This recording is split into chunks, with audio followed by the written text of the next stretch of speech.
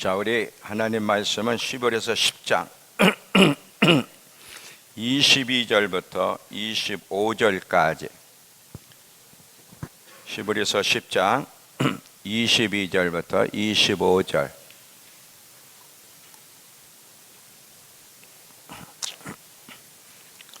제가 읽겠습니다. 우리가 마음에 뿌림을 받아 악한 양심으로부터 벗어나고 몸은 맑은 물로 씻음을 받았으니 참 마음과 온전한 믿음으로 하나님께 나아가자. 또 약속하신 이는 믿으시니 우리가 믿는 도리의 소망을 움직이지 말며 굳게 잡고 서로 돌아보아 사랑과 선행을 격려하며 모이게를 피하는 어떤 사람들의 습관과 같이 하지 말고 오직 권하여 그날이 가까움을 볼수록 더욱 그리하자. 자, 오늘 이 말씀을 보면 전번 시간에 제가 말씀을 전할 때 어떤 부분을 함께 이야기했었냐면 왜 하나님이 휘장을 찢으셨는지. 자, 성막에 보면 성소가 있고 지성소가 있어요. 근데 성소와 지성소 사이에는 휘장이 가려져 있는데 이 지성소가 하나님이 임재하시는 곳이. 근데 이 지성소에 들어가려면 아무나 들어가는 게 아니라 1년에 한 번 대제사장만 들어갑니다. 보통 제사장이나 일반 사람은 그 하나님을 만나러 들어갈 수가 없고 들어가면 죽지요. 이 대제사장만 짐승과 피를 가지고 1년에 한 번 지성소 안에 들어가요. 근데 하나님은 인간을 창조할 때 어떻게 창조하셨냐면 인간과 교제하기 위해서 인간을 창조하셨어요. 인간의 복지를 위해서도 아니고 행복을 위해서도 아니고 내버려둬 벌 신경 쓰지 말고. 자, 하나님은 교제할 대상을 찾으시는 거예요. 그 깊이 하나님과 친밀한 교제를 나눌 대상으로 하나님이 인간을 창조하셨어요. 그래서 인간과 깊이 교제하고 있었는데 인간이 하나님께 범죄함으로 말미암아 결국 하나님께 쫓겨나고 하나님과 교제를 잃어버렸어요. 이 하나님께 범죄에 쫓겨난 인간이 지옥에 간들 하나님께 무슨 손해가 있겠어요? 아무 손해가 없어요. 근데 하나님은 그 인간을 구원하고 싶은 강렬한 열망이 있어요. 근데 그 인간을 구원하고 싶어하는 강렬한 열망은 지옥 가는 게 불쌍해서 천국 데려가시기 위해서가 아니라요. 물론 그것이 중요하지만 그것이 핵심이 아니라 왜 하나님이 그 아들을 보내 십자가에 죽이시 예수님 십자가에 죽으실 때 휘장이 위에서 아래로 완전히 찢어져서 제껴졌는데 그렇게 하신 이유는 뭐냐면 모든 예수 그리스도 안에서 모든 믿는 자들로 대제사장만이 아니라 모든 하나님의 자녀들이 담대히 하나님 앞에 나가서 주님을 대면하고 그분 앞에 머물며 살게 하시기 위해서 하나님이 그 일을 행하셨다는 거예요. 이것을 제가 두 번에 걸쳐서 말씀을 전했어요. 그 내용 안에서 이 내용이 있는 겁니다. 자, 이제 예수 그리스도의 피를 힘입어 담대히 하나님 앞에 나아갈 권세를 받은 우리가 신앙생활하면서 영적인 진보를 가지려면 네 가지를 조심해야 된다는 게 오늘 말씀입니다.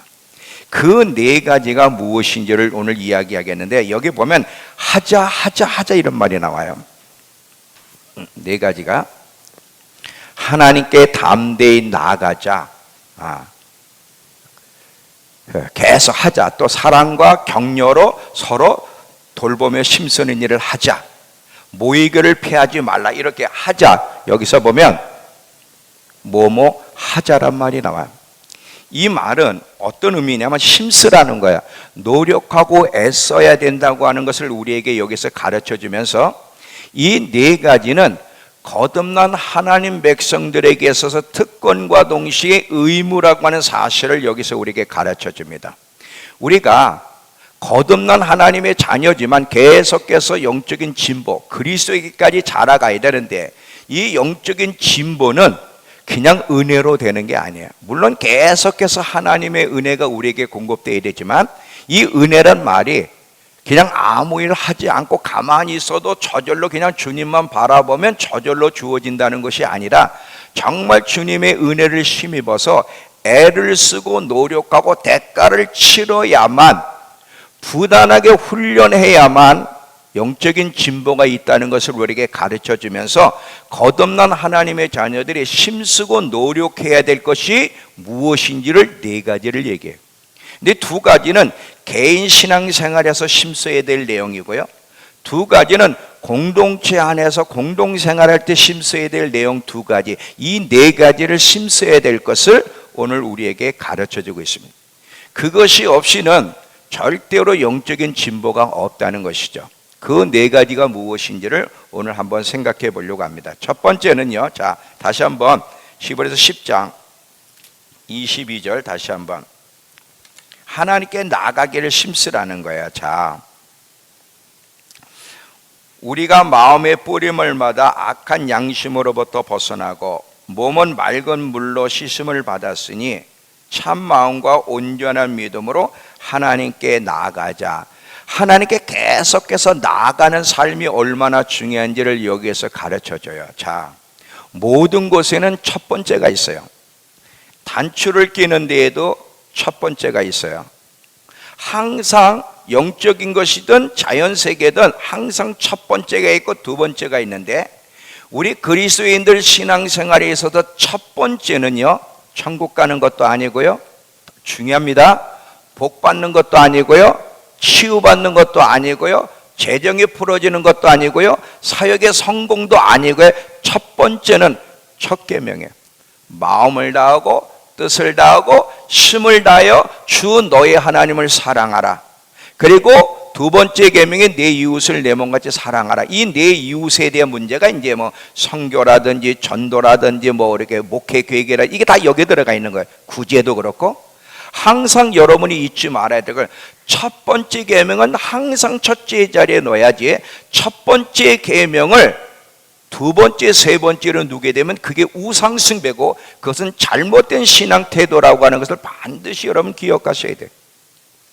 하나님이 그 아들을 보내 십자가에 죽이시고 시장을 찢으신 것은 우리 천국 가게 하기 위해서가 아니야. 오해 마세요. 반드시 우린 천국 갑니다, 예수 믿으면. 근데 그것이 첫 번째 목적이 아니라 하나님께 나아갈 수 있는 길을 제시하기 위해서 그분이 오셔서 십자가에 죽으시고 시장을 찢으셨다는 사실을 기억하면서, 우리에게서 가장 기쁜 소식이 뭔지 아세요?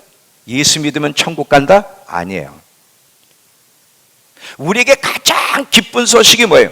이제 그분 앞에 담대히 나아가 그분의 임재를 경험하게 될 수 있게 되었다는 것이 첫 번째 기쁜 소식이에요.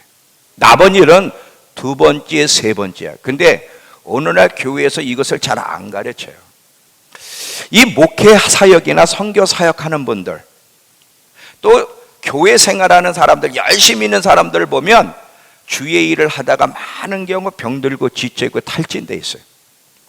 근데 그렇게 되는 이유 중에 하나가 있다면 이 첫 번째 계명을 뒤로 미루기 때문에 그래요.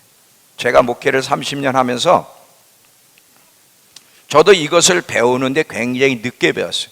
처음에는 목회 잘하고 목회 성공이 그게 바로 첫 계명이고 그게 바로 하나님을 사랑하는 거고 그게 하나님의 뜻인 줄 알았어요. 근데 나름대로 여러 가지 방법과 프로그램을 동원해서 목회를 잘해보려고 애를 쓰면 애를 쓰는 만큼 지쳐버려요.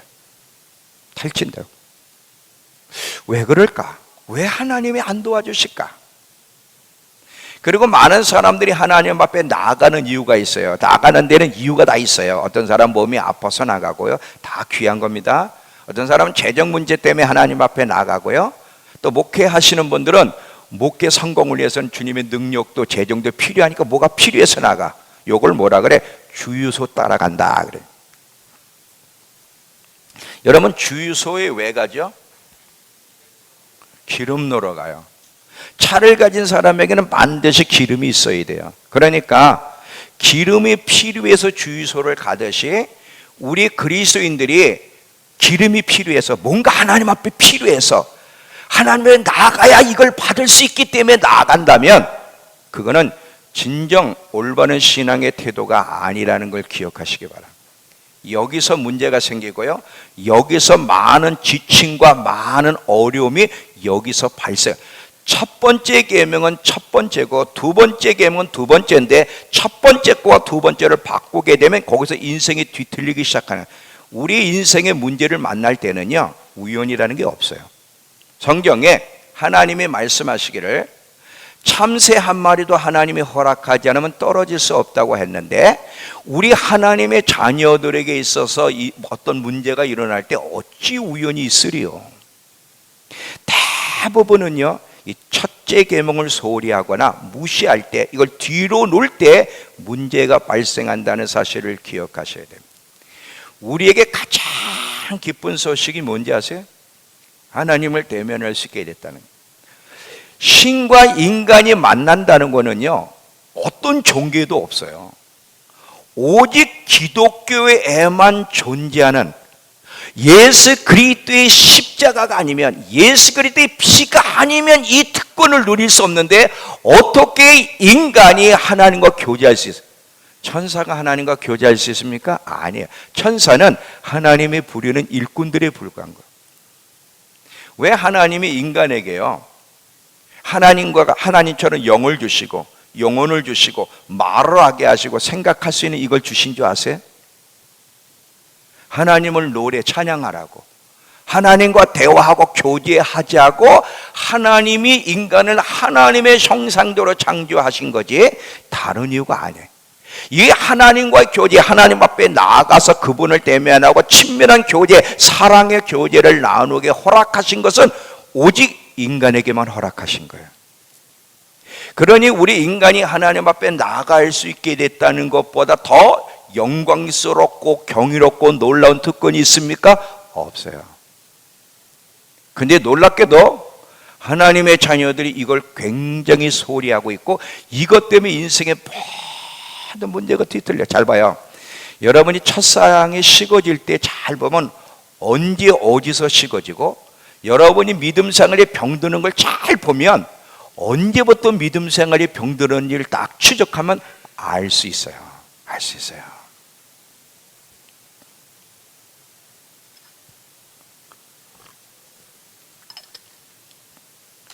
성부 하나님, 성자 하나님, 성령 하나님이 우리에게서 간절하게 원하는 건 당신 자신을 우리에게 나타내 보여주기를 원하는 거예요.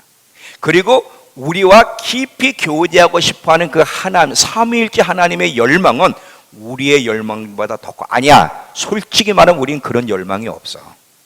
자, 이 누가복음 15장에 보면 세 비유가 나와요. 세 가지 비유. 하나는 잃어버린 양, 한 마리 잃어버린 양, 잃어버린 양을 찾는 목자의 비유. 두 번째는 드라크마 동전을 잃어버린 드라크마 동전을 잃어버려서 불빛을 찾는 그 한 여인의 비유. 또 하나는 탕자의 비유예요. 아들을 잃어버린, 그래서 아버지가 그 아들을 기다리고 아들이 돌아왔을 기뻐 만나주시는 잃어버린 아들을 찾는 아버지의 비유. 자, 질문할게요. 이 세 비유는 한 가지예요. 잃어버린 영혼을 얼마나 간절히 원하시는가, 찾고 싶어 하시고 만나고 싶어 하는지 그 열망인데, 여기에 삼위일체가 있습니까 없습니까? 삼위일체 하나님의 모습이 있습니까 없습니까? 없어요? 있어요. 자, 하여튼 대답해주면 좋아. 틀려도 좋아. 가만히 있는 사람보다 훨씬 나으니까. 자, 잃어버린 양을 찾는 목자의 비유는 삼위일체 하나님이 누구예요? 예수님이에요. 드라크마 잃어버린 동전을 불빛으로 찾는 비유는 누구 얘기일까요? 성령님이에요. 7명 얘기하잖아요. 계시록에서 7명. 잃어버린 아들을 찾는 아버지의 비유는 누구예요? 성부 하나님이에요. 항상 삼위일체 하나님은 하나가 돼서 항상 함께 일하시는데, 성부 하나님, 성자 하나님, 성령 하나님이 얼마나 잃어버린 영혼을 찾기를 간절히 열망하는지를 보여주는 것이 누가복음 15장의 비유예요. 그러면 이 삼위일체 하나님이 그렇게 인간을 찾는 이유가 뭘까? 아까도 얘기했어요. 천국 보내주시려고? 아니에요. 복 받게 하시려고? 아니에요. 그보다 더 중요한 거, 하나님과의 친밀한 교제 속에서 하나님을 알아가고 하나님의 임재를 즐거워하며 사는 자가 되게 하시기 위해서, 두 영, 하나님의 영과 인간의 영이 함께 친밀한 교제를 나누면서 그 속에서, 그 친밀한 교제 속에서 누리는 그 충만함을 하나님도 누리고 싶어하고, 잘 보세요. 하나님도 인격을 가지고 계신데 뭔지 하나님이 좋아하시는지 아세요? 인간들이, 구원받은 인간들이 하나님 앞에 나와 하나님을 알아가려고 하나님 앞에 머물고 그분을 알아가려고 시간을 들이며 온 마음을 다해 예배할 때 그 하나님의 임재 앞에 머물러 있는 인간을 보며 하나는 충만한 기쁨을 누리고, 또 하나님은 우리 하나님의 자녀들이 하나님의 임재를 분명히 경험하며 그 임재의 즐거움을 누리기를 원하시는 거예요. 이걸 여러분들이 아셔야 돼. 이게 기독교예요. 이게 기독교. 이게 기독교. 우린 천국보다 그분을 더 원해야 되는 거예요. 그분과의 깊은 교제 속에 그분을 알아가는 것을 더 원하면서 주님 앞에 나오는 것이 첫 번째. 자, 지금 네 가지. 이 거듭난 하나님의 자녀들이 믿음의 여정을 걸어가는 데 있어서, 영적인 진보에 있어서 반드시 네 가지를 해야 되는데, 첫 번째가 뭐냐면 하나님께 나가기를 힘쓰자는 거예요. 하나님께 나가기를. 복받기 위해서도 아니고 문제 해결을 위해서도 아니고 하나님이 어떤 분인지를 알아가기 위해서, 그분의 임재 안에 즐거워하기 위해서, 그분을 소유하기 위해서 하나님 앞에 나아가는 것이 첫 번째고, 이것이 얼마나 중요한지를 우리에게 가르쳐 줍니다. 근데요, 우리가 늘 고백하는 것처럼 이건 쉽지 않아요. 우리 그리스도인들이 싸우는 싸움 가운데 가장 어려운 싸움이 있다면 그분 앞에 계속 머물러 사는 거야. 이게 어려워요.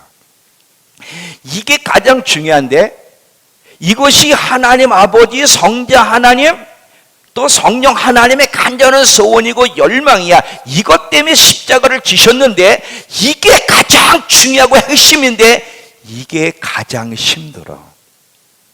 왜 그런지 아세요? 우리 주위에는 그분 앞에 머물러 사는 일에 관심을 기울이는 일에 계속 그것을 빼앗는 요소들이 너무나 많기 때문에 그래요. 그래서 점점 그분 앞에 계속 머무르는 삶에 대한 관심이 점점 우리 안에서 식어지고 사라지는 이유, 그래서 영적인 진보를 방해하는 요소가 우리 주위에 너무나 많아. 그게 세상에 다 있어요. 너무나 세상에 쓸데없이 바쁘고, 여러분 세상에 바쁜 건 다 쓸데없는 겁니다. 그렇다고 그래서 사업을 하지 말라거나 직장 다니지 말라거나 돈 벌지 말라는 게 그게 첫 번째는 아니에요. 다 쓸데없는 거예요. 그건 영원한 게 아니에요. 이 땅에 하나님의 부르심을 이루어 가기 위해서 필요한 요소일 뿐이지 그것이 핵심은 아닌데, 쓸데없는 것이 너무 바쁘고, 그리고 이 세상 재미에 빠져가지고 우리의 눈과 생각과 마음과 시간을 하나님 앞에 머물고 하나님을 바라보는 곳에서 빼앗기기 때문에 이게 안 되는 거예요. 세상의 실체는 쉽지 않아요.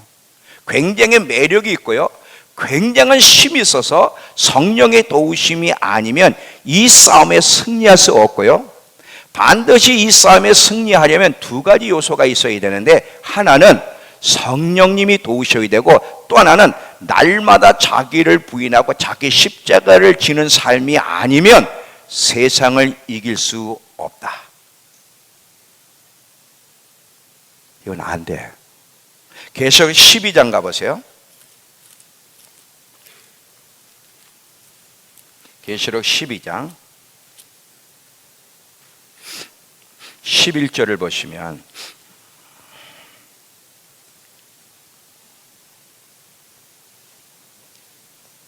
또 우리 형제들이 어린 양의 피와 자기들이 증언하는 말씀으로 그를 이겼으니 그들은 죽기까지 자기의 생명을 아끼지 아니하였도다. 지금 이 12장에 보면 마지막 때 사단이 이 땅에 내려온다 그랬어요. 하늘에서 미가엘과 그 사자들과의 전쟁에서 패배하여 공중에 있던 사단과 그 세력들이 이 땅에 내려와 이 땅에 내려와서 본격적으로 7년 환란 동안 활동할 건데, 여러분 생각을 해보세요. 사단이 이 땅에 내려와, 그리고 12절부터 보면 그러므로 하늘과 그 가운데 거하는 자는 즐거워하라. 그러나 땅과 바다는 화 있을진저 이는 마귀가 자기의 때가 얼마 남지 않음을 알므로 크게 분내어 너희에게 내려갔다. 가면 갈수록 사단의 공격은 굉장히 세질 거야. 쉬운 여정이 아니야. 이 세상, 이 사단의 세력을 이기려면 반드시 자기 부인의 삶이 있어야 돼. 자, 마태복음 16장 가보시면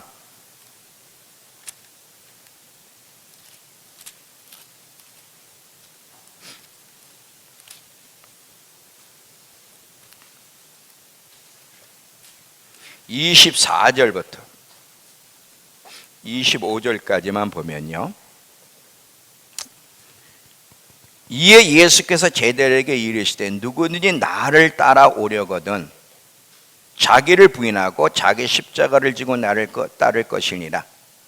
누구든지 제 목숨을 구원코자 하면 자기 자신을 위해서 자기의 사랑에 빠지면 잃을 것이고 누구니 나를 위하여 제 목숨을 잃어버리면 찾으리라. 자, 우리 남원순 집사님 거기 리모컨이 있는데 이 에어컨을 끄세요. 이게 따뜻하니까 자꾸 눈을 감는 것 같아. 뒤에 아니 저 뒤에는 왜 안 껐어? 장론, 자 여기 봤어요. 졸지 말고요.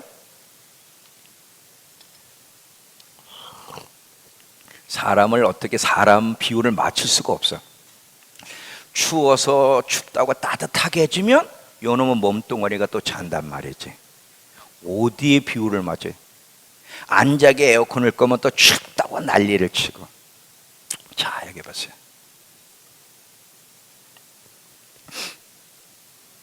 여러분 마지막 여정은 쉽지 않다. 오늘 우리 선교사님, 이란에서 선교하신 선교사님이 오늘 저녁에 간증을 할 거예요. 이 앞에 지은이 옆에 계신 분이. 네. 여러분 지금 전 세계 가장 부흥이 일어나는 곳이 이란과 아프가니스탄이래요. 가장 핍박이 심한 곳에 가장 부흥이 일어나. 참 어떤 면에서는 모순적인 것 같은데 그게 진리야. 편할수록 믿음이 죽고 고난이 있을수록 참 믿음이 있는 건 사실이야. 우리나라도 지금 보라 이거. 목숨을 내고는 사람은, 근데 거기가 이제 힘들어서 터키나 이런 편한 지역으로 도망가는 사람들을 보면 다 믿음이 죽는다는 거지. 근데 그 어려움 속에서 목숨을 거는 사람들, 이 사람들은요 신앙 때문에 자기를 부인하는, 목숨을 내놔야 돼. 근데 이들에게 살아있는 믿음이 있다는 거지. 어쩔 수가 없는 거예요. 마지막에 사단과 적그리스도와 거짓 선지자가 통치하는 7년의 그 시기 동안에 정말 승리하려면 자기를 부인하고 자기 십자가를 지는 각오가 없이는 그 길을 못 갑니다. 안 되는 거예요.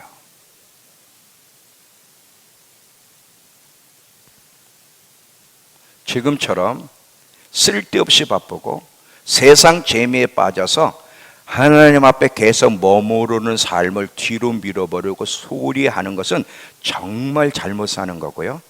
이건 하나님이 우리를 구원한 목적을 잃어버리고 있는 거고, 이런 사람은 정말 마지막을 준비할 수 없어요. 이 A.B. 심슨이라는 분이 있어요. 아주 하나님의 사람인데 A.B. 심슨이라는 사람이 오직 그분이라는 그 글을 쓰셨는데 그 내용 중에 몇 구절만 제가 적어서 여러분에게 한번 이야기해 줄게요. 이분이 주님을 만나고 어떻게 변화됐는지를 이야기하는 몇 구절만. 과거에는 복 받는 것이 나의 간절함이었으나 지금은 주님이 내게 계시네. 삶이 달라졌어요. 복 받는 거 잘못된 게 아니에요.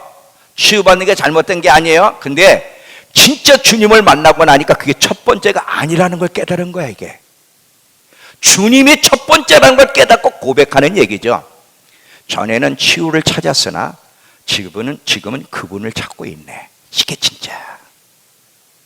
전에는 너무 바쁘게 계획하며 살았지만 지금은 그분을 신뢰하며 의지하며 사네. 전에는 예수 안에서 바라기만, 이것저것 바라기만 했지만 지금은 그분이 내 주님이심을 아네. 과거에는 죽음을 두려워하며 기다렸지만 지금은 그분의 오심을 기다리며 환영하네. 이게 진짜 바로 이거야. 이거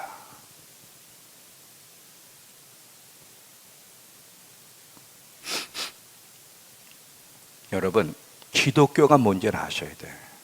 그래서 제가 지금 5번째 책 제목이 뭐냐면 일꾼이 되지 말고 연인이 되어야 된다. 지금 이제 자료를 다 준비해서 이제 글을 쓰기 시작하는데, 연인이 되는 것이 얼마나 중요하냐. 우린 일꾼도 중요하지만 일꾼을 넘어 연인이 돼야만 마지막에 실패하지 않을 수가 있는 거예요. 많은 사람들이 아직도 하나님이 우리를 구원하신 목적, 왜 예수님이 십자가를 지셨는지에 대해 근본적인 목적을 이해하지 못하고 여전히 예수 믿고 천국, 예수 믿고 복받고, 예수 믿고 문제 해결 다 필요하지만 이것이 근본적인 목적이 돼서 하나님 앞에 머무르는 삶을 소홀히 한다면 그것은 잘못된 신앙이고 그것은 올바르지 못하다는 거예요. 여러분, 정말 기도하면 하나님 응답해 주세요. 시편에 보면 정말 하나님이 기도 도와달라고 응답해 달라면 도와주시는데, 근데 조건이 있어요. 그 영혼은 파리하게 만든다 그랬어요. 근본적인 목적이 뭔지를 알아야 돼. 너무 지금 그리스도인들이 곁길로 갔어요. 우리 이런 식의 신앙생활하면 절대 안 되는 거예요. 이건 마지막을 준비할 수 있는 길도 아니란 사실을 기억하면서 여러분, 한번 여러분이 하루 일과를 돌아보세요. 아니, 일주일을 어떻게 사셨는지를 보세요. 어디에 시간을 많이 투자했어요? 그분 앞에서 얼마의 시간, 그분을 가까이 하며 그분을 알아가는 일에, 그분과 교제하는 일에 얼마의 시간을 하루 동안에, 일주일 동안 투자하셨죠? 한번 점검해 보세요.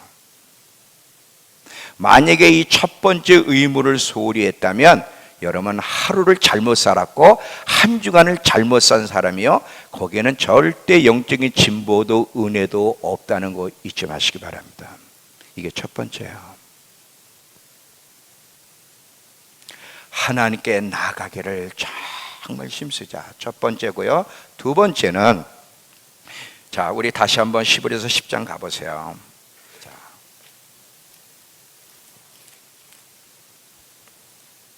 두 번째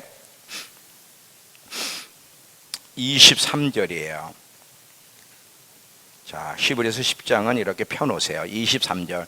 또 약속하신 이는 믿으시니 우리가 믿는 도리의 소망을 움직이지 말고 굳게 잡아라. 이게 두 번째. 이게 뭐냐면 우리의 믿는 도리가 뭐냐, 우리가 고백하는 그 고백을 어떤 상황 속에도 흔들림 없이 굳게 잡아라. 믿음의 고백을 굳게 붙잡고 나아가라, 이런 뜻이에요. 자, 이게 왜 중요한지를 또 설명을 할게요. 자, 우리가 이 믿음 생활하다 보면 유혹받는 것들이 많은데 신앙과 관련해서 유혹받는 게 하나 있어요. 우리 김성희 권사님 너무 고마워.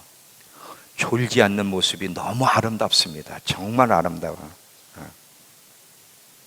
저렇게 아름다운 여인인지는 내가 몰랐네.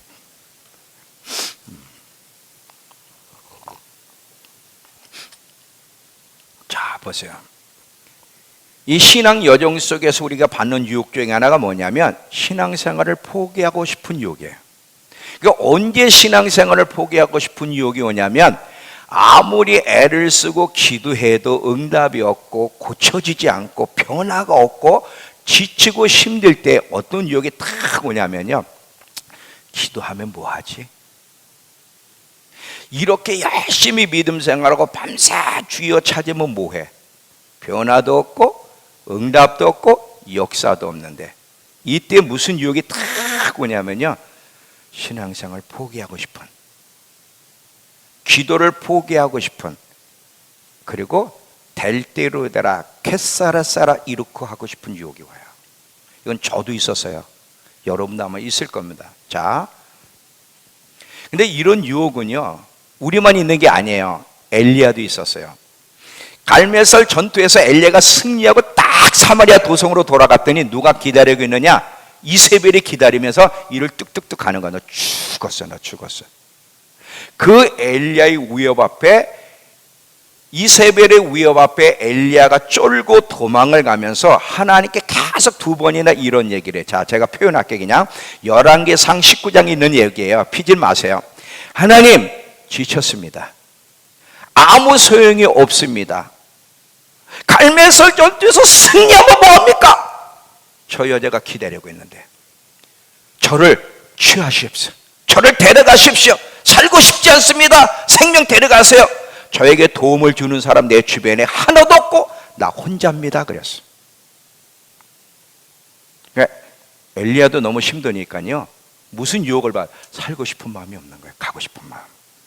그게 우리가 만나는 유혹인데, 근데 이 유혹을 받을 때 하나님이 오늘 말씀을 통해 뭐라고 말씀하시는지 아세요? 영적인 진보를 이루어 가려는 사람들은 반드시 과정을 만나게 돼 있어요. 잘 보세요. 여러 번만 그 길을 만나는 게 아니야. 엘리야도 만났고요, 모든 믿음의 사람들이 정말 하나님 앞에 약속을 붙잡고 기도하고 씨름하는데도 변화도 응답이 없고 할 때 지치고 기도를 포기하고 싶고 신앙을 포기하고 싶은 유혹은 모든 믿음의 사람들도 다 겪는 과정이라는 거예요. 저도 겪었고요, 엘리야도 겪었고요, 모두가 다 겪었어요. 그러면 어떻게 해야 돼? 엘리야처럼 그런 기도를 해야 돼? No.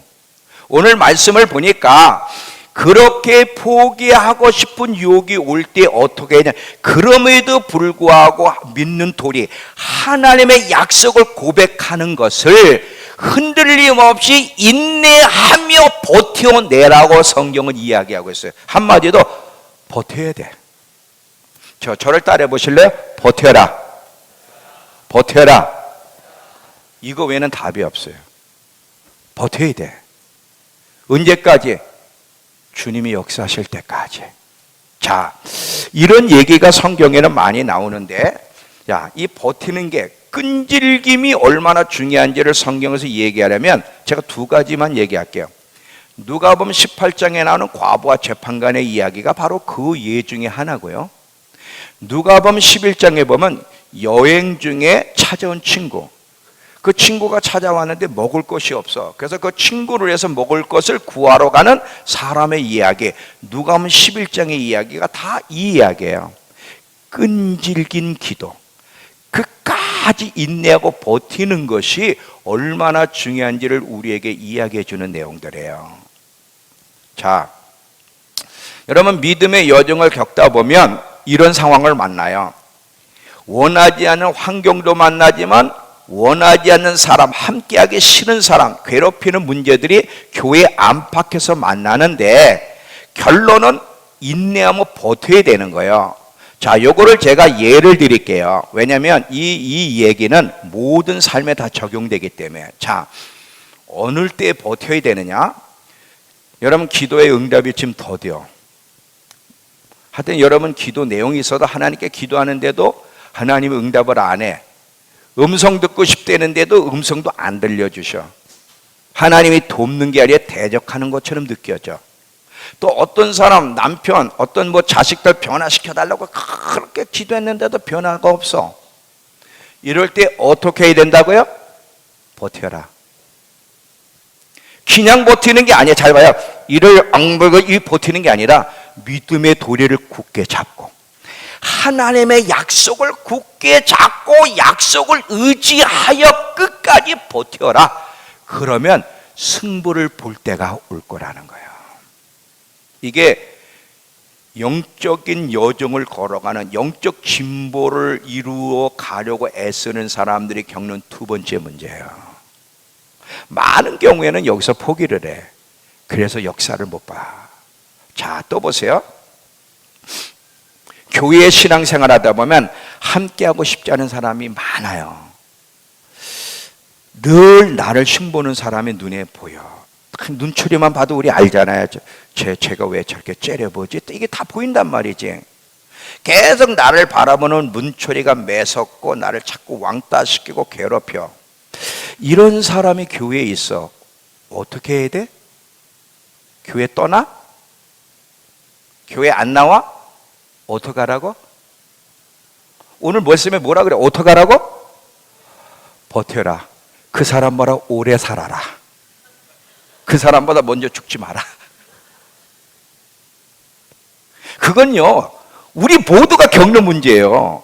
저도 30년 동안, 여러분 한번 생각해봐. 30년 목회하면 어떤 사람을 만났겠어? 좋은 사람만 만났겠어? 정말 돌아버릴 사람을 만났겠어? 이거 다 빠졌잖아. 머리가 없어 이제. 어느 때는요, 듬성듬성 머리가 빠졌어요. 너무 그것 때문에 괴롭다 보니까. 어떻게 해야 돼? 버텨야 돼. 자, 갈라디아서 보면 6장에 선을 행하되 낙심하지 말지니 때가 이르면 거두리라. 그러면 버텨야 돼, 안 버텨야 돼? 버텨야 된다는 거예요. 자, 또 예를 드릴게요. 아파트의 위층에서 밤마다 어떤 놈인지 TV를 그렇게 틀어놔. 아니면 그냥 그 뽕짝을 틀어놓고 막 너무 괴로워 죽겠어. 거기다 또 애들이 쿵짝쿵짝 너무 시끄러워서 잠을 잘 수가 없어. 어떻게 해야 돼요? 올라가서 멱살 잡고 싸워야 돼요? 버티라는 거예요. 버티라는 거예요. 인내하고 이사 가지 마세요. 이사 가면 더 센 사람이 기다리고 있어. 안 되는 거예요. 모든 일은 우연이 없어. 그 상황에서 우리는 하나님과 동행하는 법을 배우면서 거기서 하나님의 인격을 만들어 가야지. 자꾸 피해 다니면 편할진 모르지만 하나님이 우리를 통해 만들어 가시는 그 목적이 이루어지지 않고. 근데 여러분, 한성 아파트가 힘들다고 저 새로 진데 베르빌로 가면은 편하냐? 거긴 더 센 사람이 기다리고 있어. 그걸 알아야 돼. 버텨야 돼. 이웃집 개소리 때문에 너무 힘든 거야. 저놈의 개가 밤낮 쉬지 않고 지적이다. 그때 어떻게 해야 돼요? 버텨야 돼. 물론 가서 아저씨 개소리가 너무 시끄러워가지고 그 아파트에서 개를 키우는 건 좀 안 되지 않? 얘기는 할 수 있어요. 그래도 말 안 들을 때는 어떻게? 버텨야지. 분명히 여러분 개보다 오래 사세요. 예. 그러면 무슨 수가 나더라도 다. 자, 또 예를 드릴게요. 직장 상사가 괴롭혀. 돌아버릴 것 같아. 계속 직장 상사가 막 갈고 너무너무 힘들게 하니까 직장을 그만두고 싶은 유혹, 옮기고 싶은 유혹이 있어요. 이럴 때 어떻게 해야 돼요? 버텨야 돼. 옮기지 마세요. 옮기면 구단이 나타나. 옮기면 안 돼. 일단 상대하기 힘들다고 도망가면 구단이 더 다른 회사에서 기다리고 있다 이거죠. 절대 하나님 대충 안 넘어갑니다. 하나님이 우리를 훈련시키는 과정은 반드시 그 과정을 통과해야 다음 단계로 나아가지. 요거 힘들다고 피하면 다음 단계로 통과시키는 게 아니야. 마치 여러분 운전면허를 볼 때는 기본 코스가 통과돼야 주행이 있지. 기본 코스 통과 없이 주행부터 하고 싶은 사람은 안 되는 거야. 똑같아요. 저도 그렇게 겪었고요. 근데 그때는 몰랐기 때문에 자꾸 도망 다니고 막 피하느라고 정신 없었는데 그게 틀렸다는 걸 알았어. 그 여러분을 괴롭히고 갈구는 직장 상사를 저주하지 마세요. 축복하세요. 정말 축복하며 견디면 어떤 일이 벌어지냐면 그가 다른 곳으로 발령을 받든지 승진해서 다른 부서로 가든지 우리를 대하는 태도가 분명히 달라지든지 분명히 무슨 일이 일어납니다. 일어나게 돼요. 왜? 선을 행하되 낙심하지 말지니 때가 되면 고두리라 그랬잖아요. 이건 하나님의 약속이에요. 하나님의 약속은 반드시 이루어져. 우리가 약속을 믿고 끈질기게 주님과 동행하며 끈질기게 약속을 의지해 버티면 반드시 그 일이 일어난다는 거야. 이것이 우리가 겪어야 될 두 번째 과정이에요. 여러분, 신앙생활 하는데 이런 일을 안 겪는 사람이 있어요? 다 겪어요. 그럴 때마다 교회 옮겨 다니지 마세요. 그럴 때마다 도망 다니지 마세요. 그럴 때마다 아파트 옮기는데 아파트 비용이 얼마나 비싸요. 짐도 옮기는 것도 너무 힘들어. 그 자리에 머물러 있어요. 하나님이 역사하실 때까지. 세 번째, 사랑과 선행으로 서로 돌보자. 세 번째, 사랑과 선행으로 서로 돌보며 살자. 이게 또 중요해요. 자, 왜 중요한가? 자, 우리 또 히브리서 10장 다시 보세요. 10장 24절이에요. 서로 돌아보아 사랑과 선행을 격려하라. 이것이 영적 여정을 걷는, 영적 진보를 이루어가려는 사람이 반드시 힘쓰고 노력해야 될 세 번째예요. 자, 여러분, 하나님이 우리에게 다른 사람에 대한 책임을 맡기셨다는 거 아세요? 아니, 왜 그 사람에 대한 책임을 내가 져야 돼요? 내 문제도 해결하기 어려운데 저 사람은 저 사람이지? 근데 여러분, 그게 아니에요. 다른 사람들의 영혼에 대한 책임을 우리에게 주어졌고 그 책임에 대해서 마지막 심판 때 앞에서 주님이 물으신다는 거 잊지 마세요. 우린 어떤 잘못을 생각하냐면 저는 저거 나는 나라고 생각해. 별개야. 나도 내 가정 나를 돌보기도 바빠 죽겠는데 내가 어떻게 남의 삶에 대해서 책임을 지냐? 나는 관심이 없어. 이건 그리스도인의 모습이 아니에요. 오늘 여기 보니까 서로를 돌보고 격려하여 그 영혼이 이 땅에서 하나님을 올바로 믿고 가장 아름다운 모습으로 주님 앞에 갈 수 있도록 격려도 하고 충고도 하고 권면도 하고 위로도 하고 용기도 주고 그렇게 해야 될 것이 우리 그리스도인들에게 주어진 의무란 사실이에요. 이게 성경에 계속 많이 나오는데 몇 부분만 볼게요. 자, 우리 메시지 성경으로 두 개를 하나 보겠습니다. 메시지 성경 펴주세요. 빌립보서하고 로마서를 한번 이 부분에 대해서 볼게요. 자, 여기 보세요. 메시지 성경으로 빌립보서 2장 2절에서 3절이에요. 우리 같이 한번 한 목소리로 크게 읽겠습니다. 시작. 자기를 제쳐두고 다른 사람이 잘 되도록 도우십시오. 자기 이익을 꾀하는 일에 사로잡히지 마십시오. 자신을 잊을 정도로 도움의 손길을 내미십시오. 그리스도께서 자기 자신을 생각하셨던 방식으로 여러분도 자신을 생각하셔야 됩니다. 예수님이 자기를 돌봤어요? 안 돌봤어요? 남을 위해 자기 목숨을 죽였어요. 그렇게 하듯이 너희도 그렇게 하라는 거예요. 로마서, 자, 같이 또 시작. 우리 가운데 믿음이 강건한 사람들은 약해서 비틀거리는 사람들을 보면 다가가 손을 내밀어 도와주어야 합니다.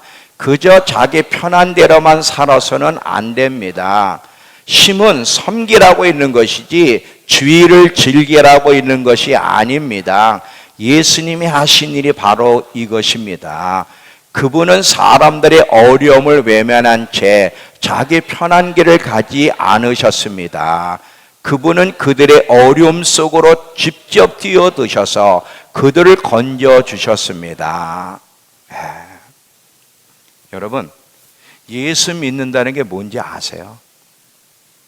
그냥 우린 예수 믿는다는 게 신앙 고백하고 그냥 교회 반듯하게 다니고 그냥 내 자신을 위해 살아가면 그게 예수 믿는다고 생각해. 그거 아니야. 우린 다른 사람에 대한 영혼에 대한 책임이 있어요. 그리고 그것을 반드시 주님이 심판대 앞에서 물을 거예요.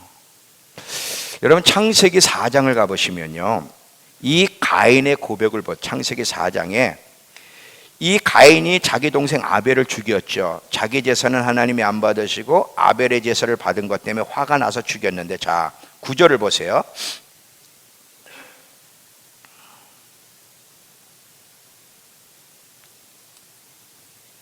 자, 여호와께서 가인에게 이르시되 내 아우 아벨이 어디 있느냐? 그가 이르되 내가 알지 못하나이다. 내가 내 아우를 지키는 자니까. 자, 이 말 봐서, 내가 내 아우를 지키는 자입니까? 왜 아우에 대해 내게 묻습니까? 내 인생에 그 사람의 인생까지 책임을 져야 됩니까? 이런 질문이야. 내가 왜 내 아우의 인생까지 책임을 져야 되죠? 그렇다. 그게 내가 너희를 창조한 목적이라는 거예요. 자, 잘 들어보세요. 왜 다른 사람의 영혼을 내가 책임을 져야 돼? 그게 하나님 우리를 창조하신 목적이에요. 계속 다른 영혼들, 지체들이 믿음 안에서 잘 걸어가도록 사랑 안에서 어느 때는 경고도 하고요, 그리고 권면도 하고요, 설득도 하고요, 격려도 하면서 함께 믿음의 여정을 잘 걸어가 가장 아름다운 모습 속에 주님 앞에 서도록 나뿐만 아니라 다른 사람의 영혼에 대한 책임을 줬는데 우린 관심이 없어. 우린 둘 중에 하나의 영향을 끼치게 되는데, 다른 그리스도인들에 무관심할 수도 있고 나쁜 영향을 미칠 수도 있어요. 이건 아주 잘못된 삶이야. 우리는 어떤 사람에 대해 얘기하냐면 그냥 옆에만 있어도 도전이 되고 신앙적으로 좋은 영향을 미칠 수 있는 사람, 이게 복 있는 사람이에요. 말을 안 해도 옆에만 있어도 참 격려가 되고 도전이. 우리 교회에 그런 분 혹시 있을까요? 누구라고 얘기는 안 하고 있으면 고개만 한번 끄덕해 보세요. 없구나.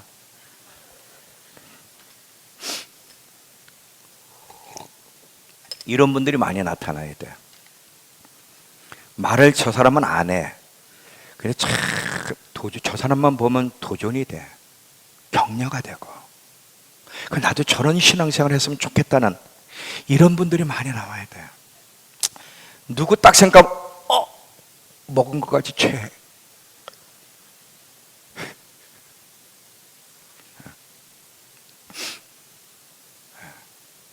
사람이요, 누군가 심득을 미우면 얹혀버려. 속이 얹혀버려. 영적으로도 병들고 육신적으로 병들게 돼 있어요. 이게 가장 큰 문제예요.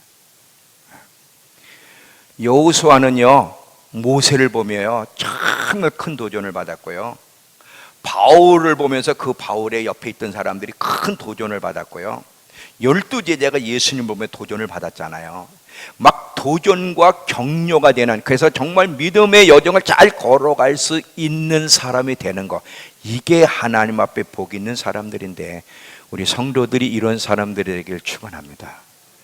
남에게 좋은 영향을 끼쳐야지 나쁜 영향을 끼치면 안 돼.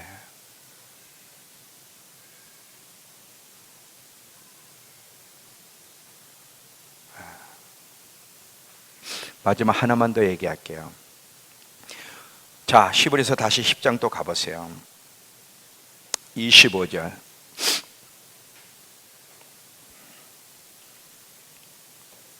같이 읽습니다. 시작. 모이교를 폐하는 어떤 사람들의 습관과 같이 하지 말고 오직 권하여 그날의 가까움을 볼수록 더욱 그리하자. 자, 계속 모여라. 함께 모여 예배하고 함께 모여 교제하는 일을 절대 소홀히 하지 말고 폐하지 말라가 네 번째 충고예요. 근데 이게 왜 중요한지를 이야기하고 마칠게요, 여러분. 오늘날 이 기독교인들은요 굉장히 병들어 있어요. 정말 영적으로 병들어 있는 이유 중에 하나를 이야기하려면 교회를 사모하는 마음이 점점 없어진다는 거예요. 다시 말하면 교회 출석에 문제가 생긴다는 것은 영적으로 병들어가고 있다는 얘기야. 근데 많은 사람들이 교회 출석을 소홀히 하는 이유를 보면 다 이유가 있어요. 하나는, 첫 번째 이유는 목사가 꼴보기 싫어서요. 목사의 그 인격이나 여러 가지를 거론하며 목사 때문에 또 하나는 교회가 사랑이 없다. 나 이 소리 너무 많이 들었어. 근데 그 소리 너무 많이 들었는데 그 사람은 더 사랑이 없어. 목사님, 우리 믿음께 너무 사랑이 없어요. 오나 가나 와도 신경 안 쓰고 가도 신경 안 쓰고, 이렇게 사랑이 없는 교회는 처음 봤대. 그래서 이제 가는 거예요. 또 하나는 누군가가 너무 힘들게 하기 때문에 저 사람만 보면 피곤해가지고 가는 거예요. 또 하나는 직장 때문에 못 나오는데, 또 사업 때문에 바빠서 못 나오는데, 하여튼 여러 가지 이유 때문에 교회 생활, 예배 드리는 걸 소홀히 하는데, 이건 다 진정한 이유가 아니다. 진정한 이유 딱 한 가지 가르쳐 드릴까요? 심령이 병들었기 때문에 그래요. 왜냐하면 성경에 주님이 뭐라고 하냐면, 그날에 가까울수록 모이는을 피하면 안 된다는 거예요. 계속 모여서 예배를 드리고 모여서 교제하고 모여서 격려, 이게 하나님의 뜻이야. 근데 여기에 반대되는 행동을 하는 이유는 뭘까? 제가 전 시간에 마음을 잘 가꾸라는 얘기 한 거 기억나시죠? 마음의 상태가 병들 때, 다시 말하면 심령이 병들고 심령이 냉랭해지면 나타나는 증상 가운데 하나가 뭐냐면 교회를 소홀히 하는 거야. 근데 그 사람들이 이유가 있어. 교회를 소홀히 하는 사람들이요, 나 심령이 냉랭해져서 교회 소홀히 해, 이렇게 얘기하는 사람 하나도 없어. 다 이유가 있어. 다 이유가 있어. 근데 그건 진짜 이유가 아니야. 지금 이게 한국교회의 가장 큰 문제야. 성도들의 가장 큰 문제 중에 하나야. 그리스도인이란 예수 그리스도를 본받는 사람들이 그리스도인이에요. 그러면 예수님이 어떻게 사셨는지 봅시다. 여러분, 사복음서를 한번 한 주간 동안 마태, 마가, 누가, 요한 사복음서를 보면, 자, 제가 이 질문을 할 테니까 이 질문에 입각해서 한번 이번 한 주간 동안 보세요. 예수님이 회당에 어쩌다 한번, 자, 질문할게요.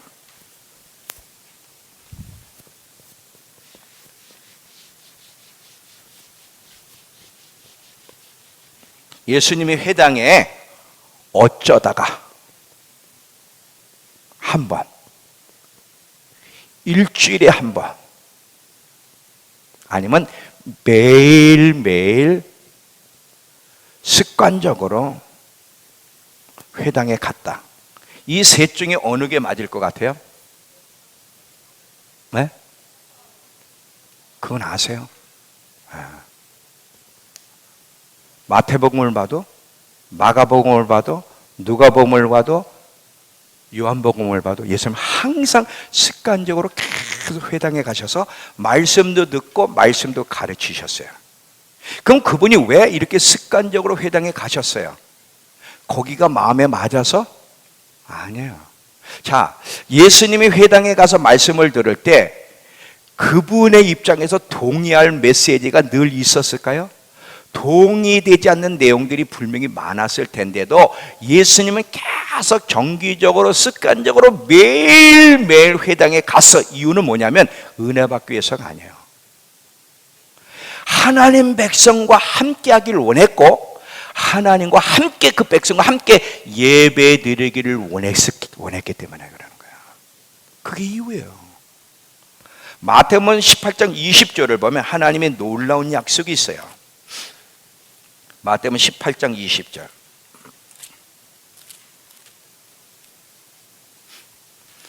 하나님의 약속이 뭔지 잘 보세요.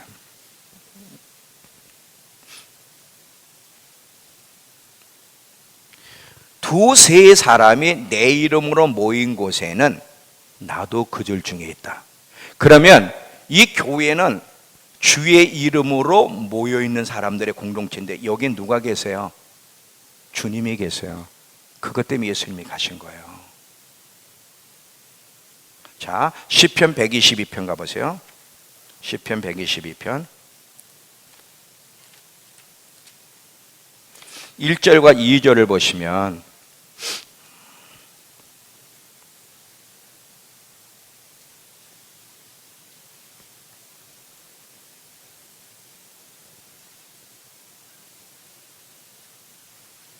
사람이 내게 말하기를 여호와의 집에 올라가자 할 때에 내가 기뻐하였도다. 예루살렘아, 예루살렘, 여호와의 집이 예루살렘에 있죠. 예루살렘아, 우리의 발이 내 성문 안에 섰도다. 잘 들어봐요. 이게 건강한 성도의 모습이에요.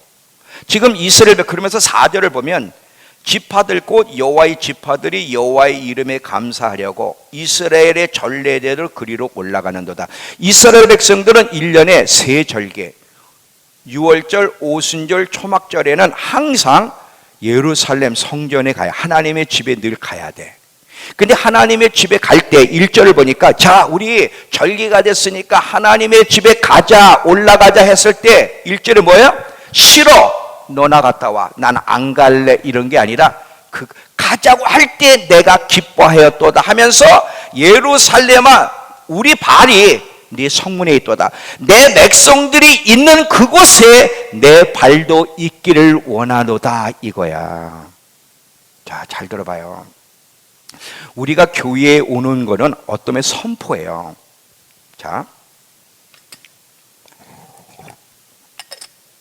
하나님을 향해서도 예언적 선포를 하는 거고, 사단을 향해서도, 세상을 향해서도 선포하는 거야. 하나님, 내가 하나님을 믿기 전에는 내 두 발이 세상에, 술집에, PC방에, 노래방에 가서 앉았었는데, 내가 예수 믿고 거듭난 이 이후에는 내 발이 하나님의 집에, 하나님 백성과 있기를 원합니다. 왜냐하면 나는 거듭난 사람이기 때문입니다. 이걸 하나님 앞에 선포하는 거고, 또 하나는 사단을 향해 선포하는 거예요. 사단아,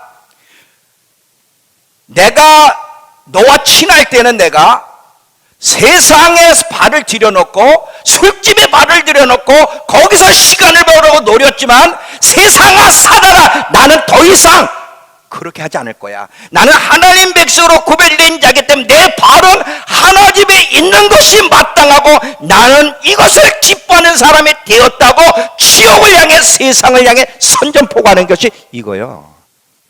하나님 백성 달라야 돼.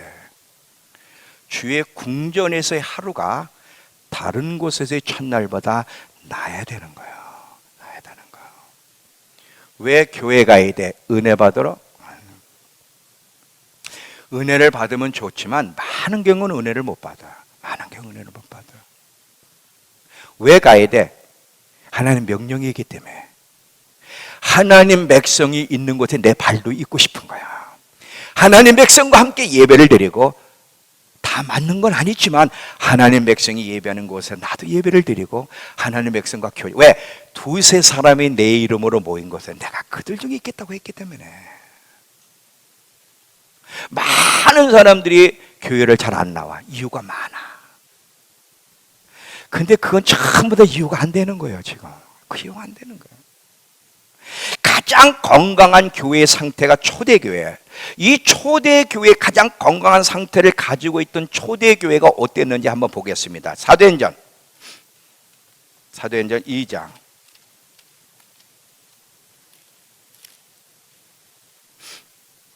43절.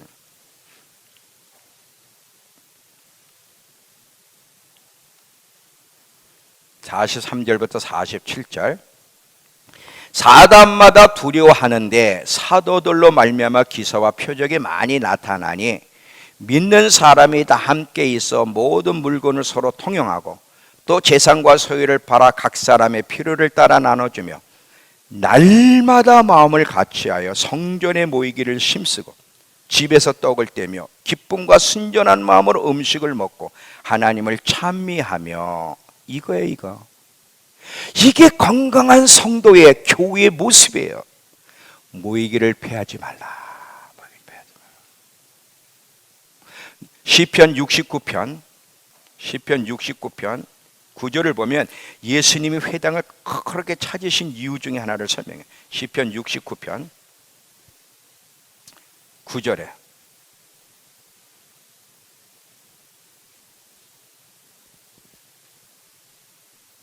자, 69편 9절. 주의 집을 위하는 열성이 나를 삼키고야. 왜 그렇게 예수님이 그렇게 습관적으로 주의 집 회당을 찾았어요. 주의 집을 사모하는 열성 때문에. 하나님, 예수님이 주의 집을 사모하는 열정을 가졌던 것처럼 내 안에도 하나님의 집에 대한, 교회에 대한 열정이 나를 삼키게 하셔서 주의 백성들이 있는 그곳에 내 발이 있게 하시고 헛된 곳에 내 발이 있지 않게 도와달라고 몸부림치는 거야. 몸부림치는 거야. 이게 중요한 거야. 이게 진짜야. 이건 하나님 백성들만이 이렇게 할 수 있는 거야. 주의 백성들이 있는 그곳에 내 발이 있기를 원합니다. 주의 집을 사모하는 열성이 내 속에도 불붙기를 원합니다. 무슨 은혜를 받아서도 아니야. 좋은 사람들만 있어서도 아니야. 근데 그곳에 하나님이 계시기 때문에, 하나님이 계시기 때문에. 이게 건강한 성도의 모습이에요. 건강한 성도의 모습. 또 교회에 또 모여야 될 이유는 뭐냐면, 잘 보세요. 참 하나님의 지혜야. 참 하나님의 지혜가 어느 때는 참 못 떨어진 것 같아. 혜선아, 일로 와봐라.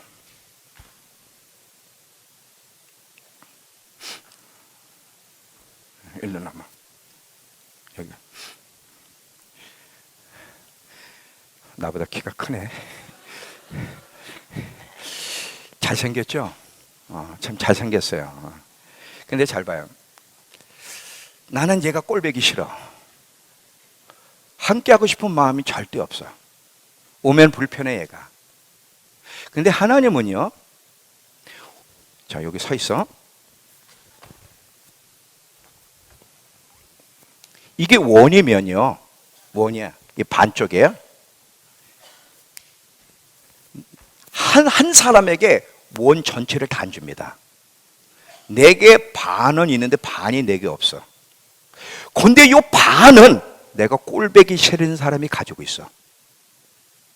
만약에 그래서 연합하도록. 근데 하나님이 이렇게 안 하면 절대 우리는 연합 절대 안 해. 항상 개인 플레이야. 자, 개인적으로 하나님 앞에 날마다 친밀한 교제 속에 나아가는 게 제일 중요하다고 계속 첫 번째 강조했습니다. 항상 매일매일 레마의 말씀 만나를 먹어서 계속 공급돼야 되는데, 근데 하나님의 지혜 중에 하나가 뭐냐면, 어느 때는 개인적으로 주님 앞에 나아가서 공급받지 못하는 것을 어디서 공급해 주기 원하시냐면, 교회에서. 내가 어떤 일을 하는 데 있어서 어떤 부분이 부족한데 이 부족함을 누군가의 도움을 받아야 되는데, 참 근데 누구에게 그 지혜를 줬냐? 내가 필요한 지혜를 내가 싫어하는 사람에게 줘. 그래야만 우리는 연합을 할 수 있어. 만약 그러자면 절대 인간은 연합 안 해. 절대 안 해. 요게 하나님의 지혜야. 요게 하나님. 그래서 더불어 함께 하도록. 이해가 되세요? 왜 함께 해야 되는 여러분 이해가 되십니까? 만약에 여러분들이 누군가 때문에 무엇 때문에 함께 하지 않고 자꾸 외톨이가 되면 여러분 반쪽 망가지고 평생 살 겁니다. 반쪽 망가져. 절대 한쪽이 안 될 거예요. 절대. 제가 그거를 너무 오랫동안 오랜 아픔 속에서 배웠어요. 오랜 아픔 속에서. 그래서 저는 MIT도 그렇고 우리 교회에 보면, 목사님 구역 좀 바꿔주세요. 목사님 내년에 MIT 못할 것 같아요. 왜? 하나님이 딴 데 부르시냐? 그러면 그게 아니야. 또 부르신대. 내가 알지. 너 거짓말하고 있지 너. 너 거짓말해. 대부분 다 거짓말하고 나가거든. 네. 뭐 부르십니까? 너 거짓말이야. 너 솔직히 얘기해. 그러면 누구 때문에 불편하다 그래? 너 평생 반쪽으로 살고 싶니? 온전한 사람 되고 싶니? 네가 선택해. 네가 지금 떠나면 넌 평생 불구로 살 거야. 영적인 불구로. 네가 온전하려면 머물러 있어야 돼. 네가 불편한 그 사람이 네가 못 가지고 있는 거 가지고 있어. 이거요 쉽게 배우는 게 아니에요. 저 이거 배우느라고 시간 정말 많이 걸렸어요. 저도 사람인데. 정말 여러분 아세요? 저 뒤에서 인사할 때 지금은 경련이 떨리질 않아. 그냥 한때는요 막 워낙 웃지도 않는 사람인데 웃지도 않아가지고 이게 굳어 있는데 이걸 웃을 내니까 내가 싫어하는 인간이 걸어와. 근데 웃어야 되잖아요. 나중에 집에 가면 이게 얼마나 아픈지 몰라. 그 시간이 너무 힘든 거야. 근데 잘 봐요. 다윗에게 요압 장군의 세 형제가 있었는데, 요압 장군 세 형제가 다윗에게 도움이 됐습니까? 안 됐습니까? 엄청 도움이 됐죠. 근데 이 요압 세 형제가 다윗에게 도움은 됐지만, 전쟁에 도움은 됐지만 이 사람들 가까이 하고 싶은 사람이 아니에요. 아니에요. 근데 하나님은요, 다윗이 늙을 때까지 옆에 붙여놨어요. 늙을 때까지. 아세요? 내가 그랬지, 버티라고, 얘들보다 오래 살라고. 결국은 이 세 형제는 하나님 다 죽이시잖아요. 나중에 이 요압은 언제 솔로몬이 왕이가 되는 아도니아가 자기 넷째가 왕이 되려 찬탈할 때, 이때 이 아도니아 편에 섰다가 죽잖아. 다윗은 그래도 끝까지 살았어. 끝까지 믿음 안에 견디면 하나님이 해결해. 같이 가야 돼. 근데 이 사람들이 전혀 도움이 안 됐냐? 다윗이 전쟁하는 데 있어서 굉장한 몫을 했단 말이지. 힘들게도 했지만. 아시겠어요? 우린 필요 없는 사람이 없어요. 이 몸을 보세요. 몸. 이 몸에 이 손이, 나 눈 너 필요 없어. 너 다리 필요 없어. 나 몸뚱아리 필요 없어. 이 손이 하나 뭘 하겠어? 이 몸 지체는 서로를 필요하게 돼 있어요. 싫다고 필요 없다고 돼서 되는 게 아니야. 그러면 몸이 형성이 안 되는 거야. 개인 분리하는 사람들 은혜 받는 거 봤어요? 없어요. 자, 또 보세요. 왜 이 교회에 모이는 게 중요하냐면, 우리는 한 주간 아이들은 학교에서 시간을 보내고요, 어른들은 직장에서 아들 일터에서 시간을 보내다 보면 서로 안 맞는 사람과 함께 하다 보니까 상처받았고 어려움도 많아. 그들은 이해를 못해. 근데 우리의 아이의 상처를 싸매주고 위로해주고 이해해주고 기도해주는 곳이 있어요. 어디에? 교회예요, 교회. 물론 교회가 다 맞는 사람은 있는 건 아닌데, 세상에서 이리 치받고 저리 받고 상처받고 참 힘들고 어려운데 우리를 위로하고 용납해주고 기도해주는 곳이 있단 말이야. 그것이 교회라는 거예요. 사람은요, 잘 봐요. 자기 마음 상태에 맞는 사람, 자기 마음 상태에 맞는 장소에 끌리는 법이에요. 절대 자기 마음의 상태가 맞지 않는 사람과 함께 할 수는 없어요. 부부 사이도요, 남편 교회 가자고 하는데도 왜 그렇게 교회 안 가고 이 핑계 저 핑계도 교회 안 가는 줄 아세요? 이유가 뭐예요? 마음 상태가 교회 올 수 있는 상태가 아니야. 지금 사람은 자기에게 마음 상태에 맞는 사람을 만나야, 마음 상태에 맞는 장소를 가야 사람은 활력을 얻어요. 사람은 끼리끼리 모이는 거예요. 근데 지금 남편이 그렇게 교회를 가자도 이 핑계 저 핑계 대고 안 오는 이유는 그 사람은 여기에 생리가 맞질 않아. 지금 거듭나지 않았기 때문에. 그래서 핑계대고 안 가는데, 이 마누라는 계속 거기서 살아. 아주 돌아버릴 정도로 하루 종일 일주일 내내. 왜 그래? 여기가 좋은 거야. 여기가 좋은 거야. 하나님의 임재가 있는 이곳이 좋은 거야. 왜? 그 마음 상태가 여기에 있어. 마음 상태가 여기에 맞기 때문에 그러는 거야. 절대 사람은 마음 상태와 맞지 않는 곳에는 즐거움이 없어요. 여러분이 여기가 즐겁지 않은 건 마음 상태가 지금 뒤틀려 있기 때문에 그러는 거예요. 지금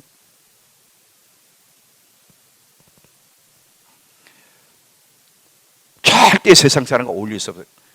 여기 지금 세상 사람과 어울리는 사람 손 들어봐요.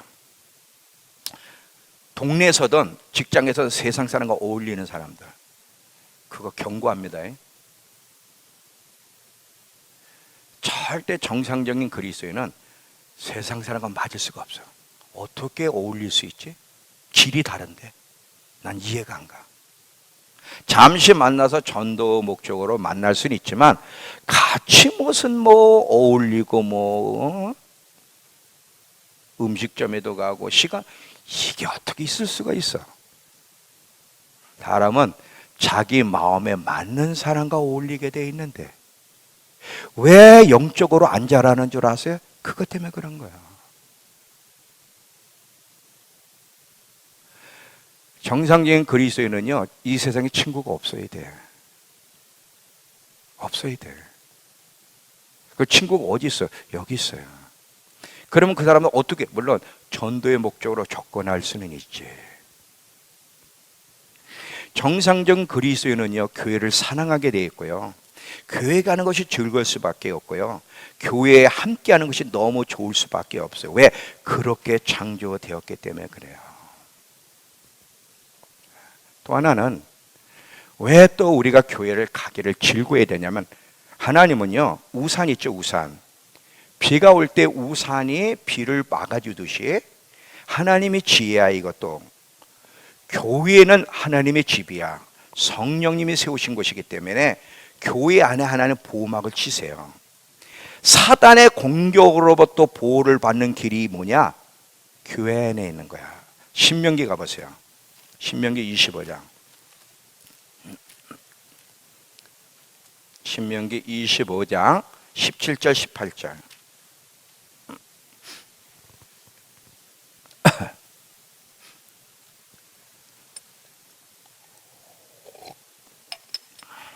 신명기 25장 17, 18. 너희는 애굽에서 나오는 길에 아말렉이 내게 행한 일을 기억하라. 곧 그들이 너를 길에서 만나 내가 피곤할 때 내 뒤에 떨어진, 이 말 잘, 내 뒤에 낙오된 약한 자들을 쳤고 하나님을 두려워하지 아니하였느니라. 그러므로 내 하나님 여호와께서 내게 기업으로 주어 차지하게 하시는 땅에서 내 하나님 여호와께서 사방에 있는 모든 적군으로부터 내게 안식을 줄 때에 너는 천하에서 아말렉에 대한 기억을 지워버리라.